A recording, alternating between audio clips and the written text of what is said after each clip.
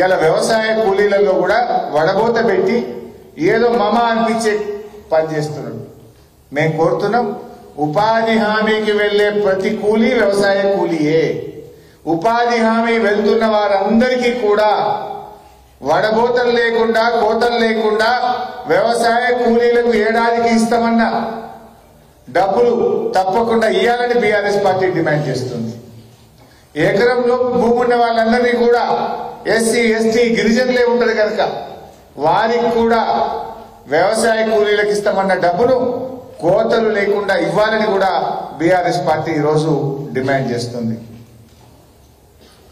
ముఖ్యంగా రైతు బంధు ఎలాంటి కోతలు లేకుండా వ్యవసాయ ఉత్పత్తులు పెరగాలి, వ్యవసాయ రంగం బాగుపడాలి, స్వయం సమృద్ధిని సాధించాలని కేసీఆర్ గారు కోతలు లేకుండా రైతు బంధు ఇచ్చిండు.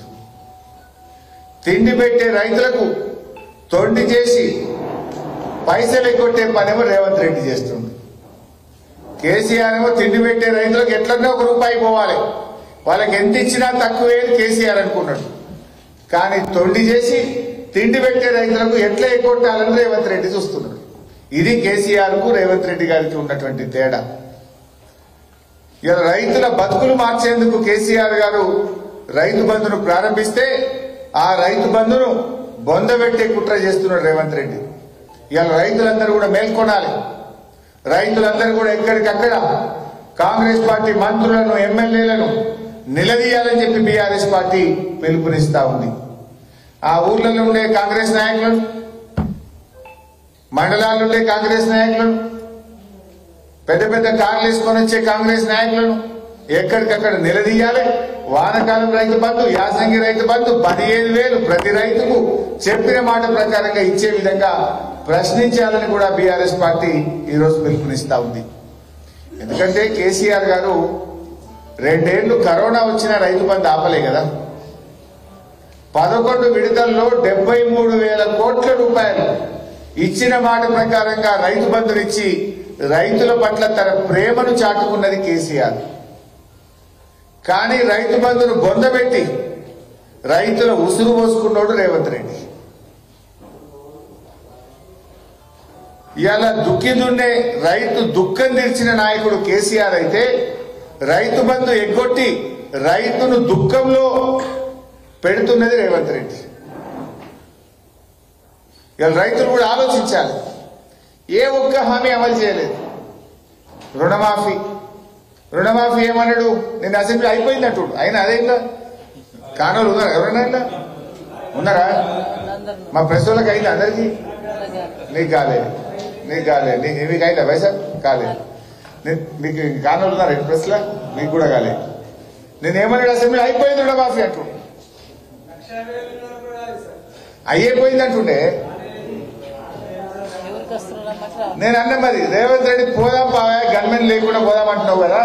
మరి మా మెదక్కు ఇప్పుడు 25వ తారీఖు నాడు మెదక్కి వస్తుండు. ముఖ్యమంత్రి గారికి నేను స్వాగతం పలుకుతున్నా. సరే, అమ్మవారి మీద ఒట్టు పెట్టినావు, మాట తప్పినావు.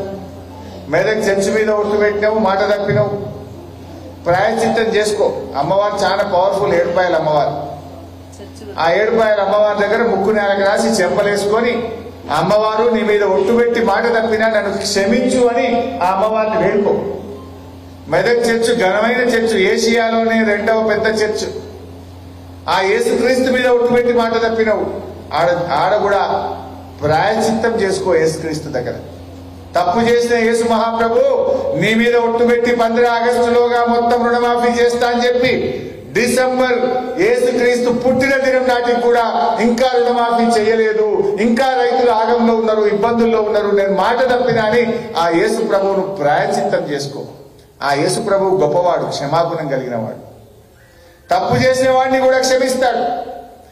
పాపం చేసిన వాడు కూడా ప్రాయశ్చిత్తపడితే క్షమించే గొప్ప గుణమున్న వ్యక్తి యేసు ప్రభు. ఆ యేసు ప్రభు మీద ఒట్టు పెట్టి మాట తప్పినట్టు రేవంత్ రెడ్డి. అది కూడా ఒక్కసారి చూద్దాం, ఏం మాట్లాడిండో ఒక్కసారి గుర్తు చేసుకుందాం.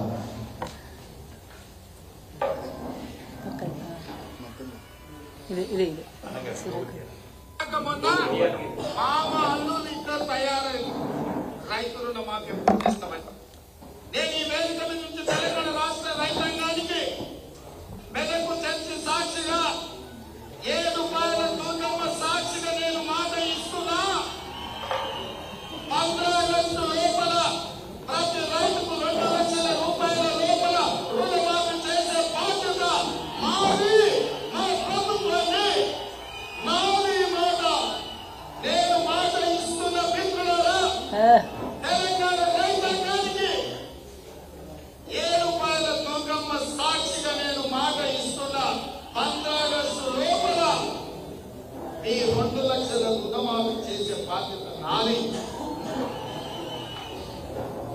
नादी अన్నాడు ఇప్పుడు ఏమైంది మరి क्या हो गया भैया एक सीएम बोले तो कम से कम उसको थोड़ा तो इज्जत तो रहना चाहिए कल के दिन इनके बाद कोई